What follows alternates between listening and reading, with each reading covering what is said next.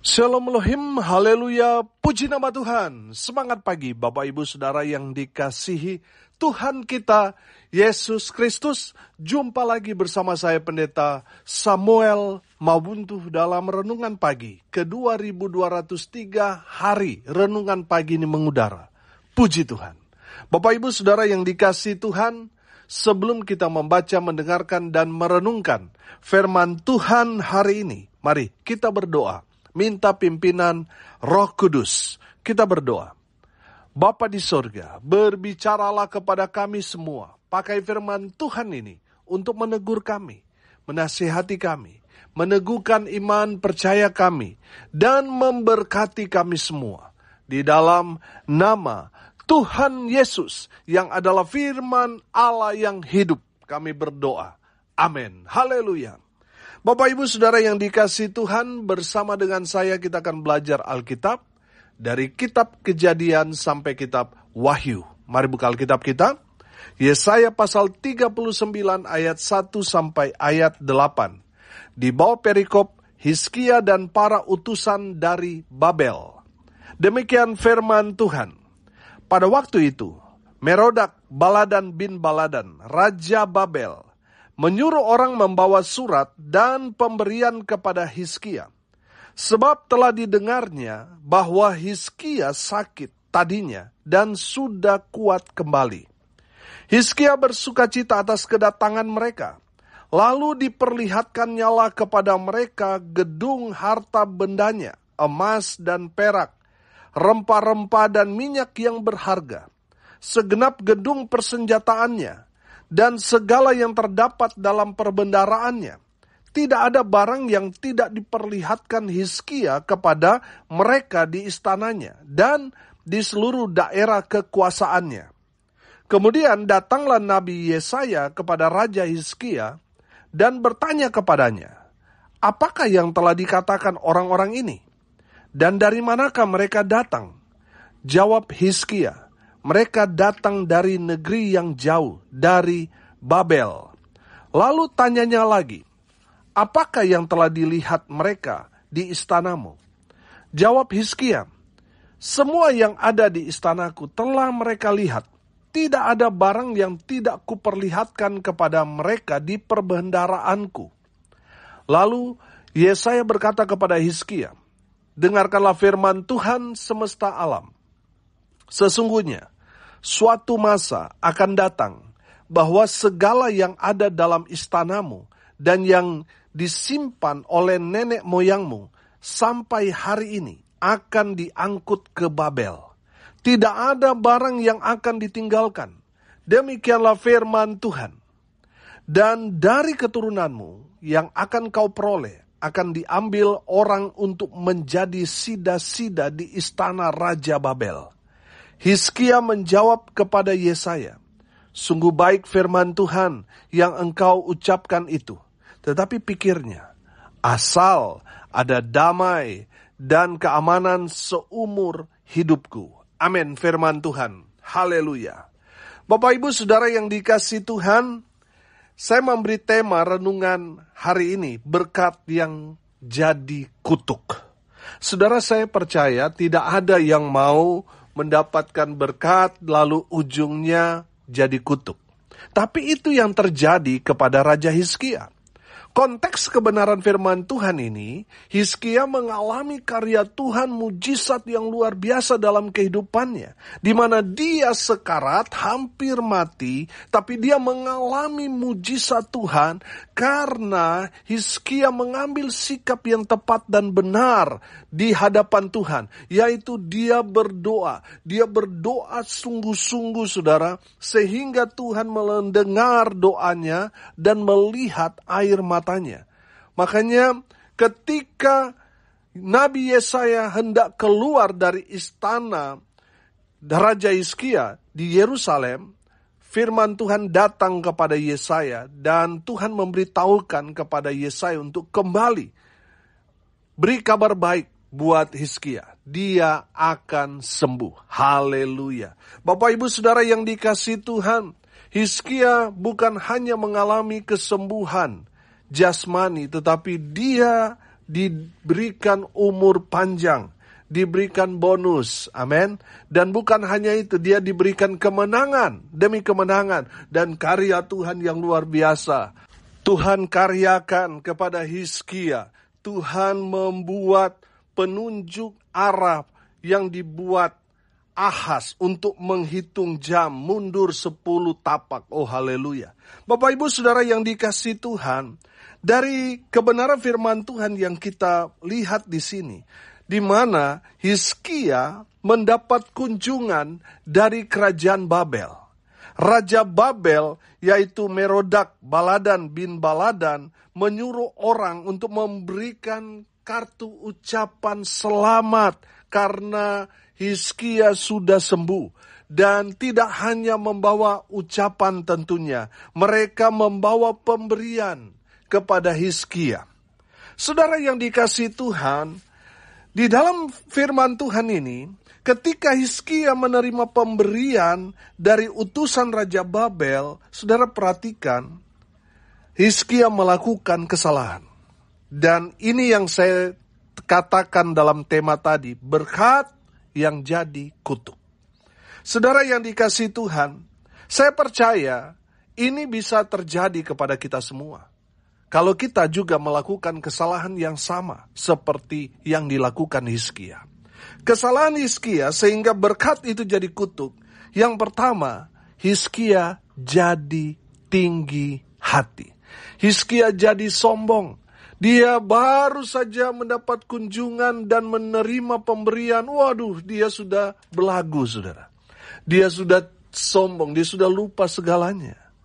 Saudara yang dikasihi Tuhan, perhatikan, saking senangnya Hizkia menerima pemberian itu, Hizkia bersukacita atas kedatangan mereka, lalu diperlihatkannya kepada mereka gedung harta bendanya, emas dan perak, rempah-rempah dan minyak yang berharga, segenap gedung persenjataannya dan segala yang terdapat dalam perbendaharaannya.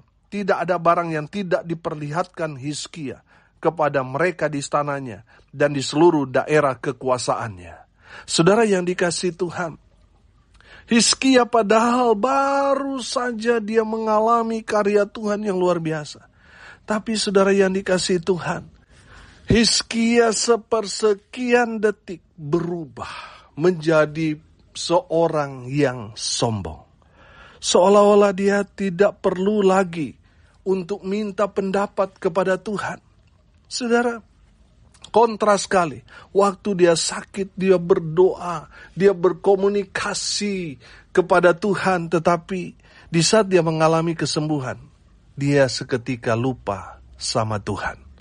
Bapak Ibu Saudara yang dikasihi Tuhan, ada berapa banyak orang Kristen yang dulunya susah, tapi setelah mereka betul-betul melayani, ikut Tuhan, berdoa dengan sungguh-sungguh, saudara, Tuhan memberkati mereka dengan luar biasa. Tapi setelah mereka mendapatkan berkat-berkat Tuhan, mereka seketika melupakan Tuhan. Bapak Ibu Saudara yang dikasihi Tuhan, dengar ini baik-baik. Ini terjadi kepada semua orang. Tidak terbatas saudara dan saya. Seringkali ketika kita sakit, kita ingat Tuhan. Tapi ketika kita mengalami mujizat kesembuhan, saat itu juga kita lupa sama Tuhan. Saudara, di saat kita melupakan Tuhan, yang menonjol dalam diri kita apa? Ego kita. Kita merasa kita hebat.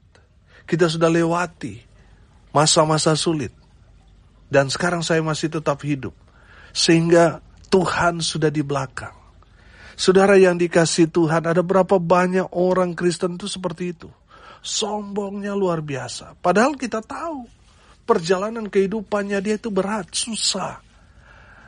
Karena dia tadinya setia ikut Tuhan, melayani Tuhan, Tuhan memberkati mereka. Tapi setelah diberkati, waduh, sombongnya luar biasa. Saudara yang dikasihi Tuhan, Tuhan mau kita tetap rendah hati. Amin. Kita mau diberkati ataupun tidak, mau berkelimpahan maupun susah, tetap rendah hati. Amin. Karena Tuhan mengasihi orang yang rendah hati. Tapi kalau saudara sudah sombong, Saudara sudah merasa, saudara yang paling hebat. Tanpa Tuhan saudara bisa makan, saudara bisa beli ini dan itu, hidup dalam kelimpahan, tanpa berdoa, tanpa pergi beribadah. Saudara hati-hati, itu adalah benih-benih kesombongan. Bertobat saudara sebelum Tuhan menghajar kita, sampai akhirnya kita ada di titik nol. Saudara yang dikasihi Tuhan, jangan sombong. Yang kedua saudara, yang dilakukan Hizkia, sehingga berkat yang dia terima jadi kutuk. Dia suka pamer. Dia memperlihatkan semua apa yang dia punya. Memang saudara, karakter orang sombong itu ya suka pamer. Hizkia memamerkan semua yang dia punya di dalam kerajaan Yehuda. Baik itu gedung, harta benda, emas dan perak, rempah-rempah, minyak yang berharga, segenap gedung persenjataannya, dan segala yang terdapat dalam perbendaharanya. Tidak ada barang yang tidak diperlihatkan Hizkia kepada mereka. Saudara yang dikasihi Tuhan, dengar ini baik-baik. Jangan suka pamer. Saudara lihat Hizkia, karena dia memamerkan semuanya, apa yang dia perlihatkan habis. Saudara perhatikan, orang-orang yang sombong, yang suka pamer, sekarang kelihatannya ada. Besok semua yang mereka miliki habis.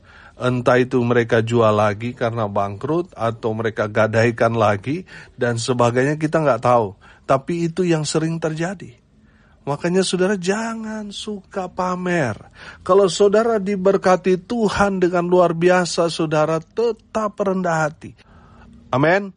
Jangan pamer apa yang sudah miliki, karena apa yang Hizkia perlihatkan semua diambil dan dibawa ke Babel. Saudara perlihatkan, tunjukkan, perlihatkan kepada orang-orang, kepada teman, kepada sahabat saudara.